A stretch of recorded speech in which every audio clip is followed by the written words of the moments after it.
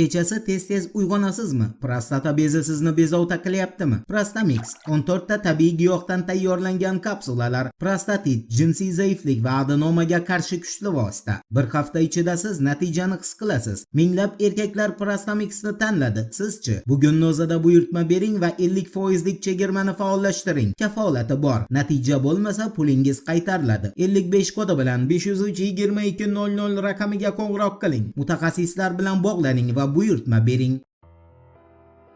Assalomu alaykum qadrdon muxlis. Siz bilan siz bilgan va kutgan kanal Turfa olam.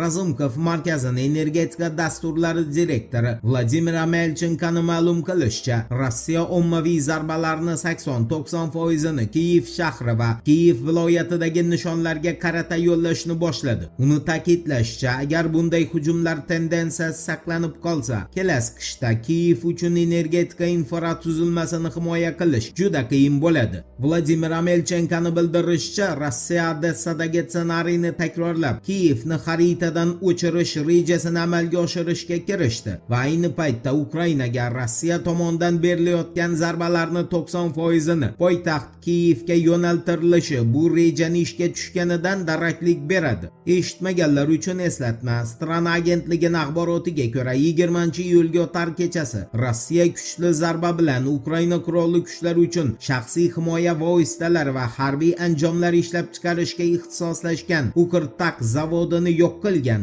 Zavod asoschisi Severion Dangadzani ma'lum qilishicha, Ukrtak zavodi va uni barcha omborlari to'liq yo'q qilindi. Ochiq manbalardagi ma'lumotlarga ko'ra, mazkur zavod 2022-yilda Kiyev shahrida tashkil etilgan edi. Ukrainaning yana bir agentligi hafta ko'zgusining xabariga ko'ra, Rossiya qurolli kuchlari 19-iyul kuni kun davomida Ukraina portlari hamda Ukraina qurolli kuchlari manfaatlari yo'lida jalb etilgan kemalarga zarba berishni davom ettirgan va zarbalar Odessa yaqinidagi yonilg'i moylash materiallari saqlangan 5 ta rezervuarga, Odessa portidagi harbiy yuk ortib ketayotgan 2 ta balkerga, Yujniy portidagi g'arb davlatlari tomonidan Ukraina qurolli kuchlari uchun yetkazib berilgan harbiy yordam saqlanayotgan omborga, Odessa portidagi dronni yig'ish sexi bilan Zmeyniy orolidan shimolroqda Ukraina qurolli kuchlari tomonidan zarbdor dronlar va ekipajsiz qayiqlarni uchirish uchun foydalanilgan 2 ta balker hamda 1 dona quruq yuk tashuvchi kemaga berilgan.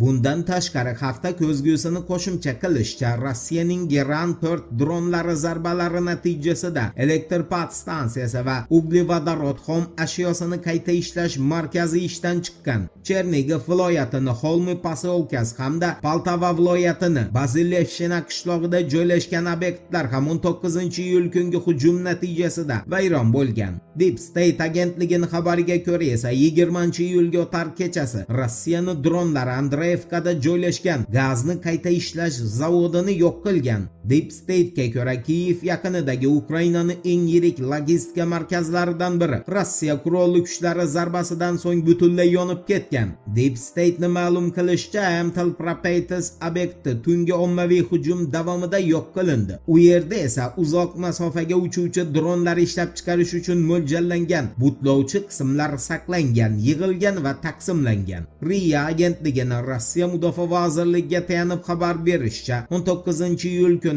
Rossiya armiyasi Ukraina qurolli kuchlari mudofaa chizig'ini yorib o'tib, Dnipropetrovsk viloyatidagi Volnaya qishlog'ini qo'lga kiritdi.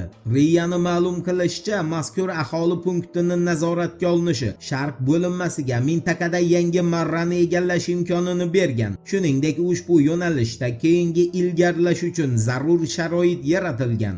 Ukrainaning so'nggi bir sutka davomida barcha yo'nalishlardagi yo'qotishlar 1500 nafardan ortiq harbiy xizmatchini tashkil etgan. Endi Amerika Qo'shma Shtatlarining Eronga hujumlarini to'liq kuch bilan qayta tiklashiga aloqador xabarga yuzlanamiz. Diqqat bilan eshiting. Washington Post agentligining axborotiga ko'ra, Amerika Qo'shma Shtatlari Iordaniya va Iroqda amerikalik harbiylarni halok bo'lishi ortidan Eron bilan keng ko'lamli urushga qaytish yoqasiga kelib qolgan. Washington Post ma'lumotiga ko'ra, Pentagon mintaqadagi harbiy samolyotlar sonini oshirmoqda. Biroq Amerika Qo'shma Shtatlarining harbiy operatsiyalarini kengaytirishi qiyinlashishi mumkin. Havo hujumidan mudofaa vositalari va uzoq masofali o'q-dorilar zaxirasi kamaymoqda. Shuningdek, harbiy talofatlar tufayli bu hududga qo'shimcha qo'shinlar va samolyotlarni yuborish imkoniyati cheklangan. Eslatib o'tamiz, Eronning Iordaniyadagi Amerika Qo'shma Shtatlari harbiy bazasiga bergan javob zarbasi oqibatida 2 kishi halok bo'lgan, 1 kishi bedarak yo'qolgan, yana 4 kishi jarohat olgan.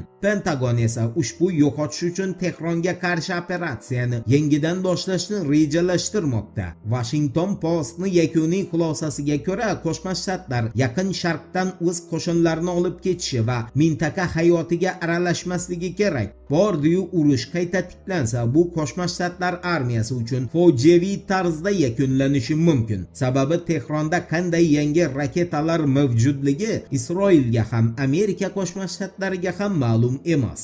Voqealar va juni birgalikda kuzatamiz. Turfa bilan qoling. Siz kutgan kerakli ma'lumotlar hali oldinda.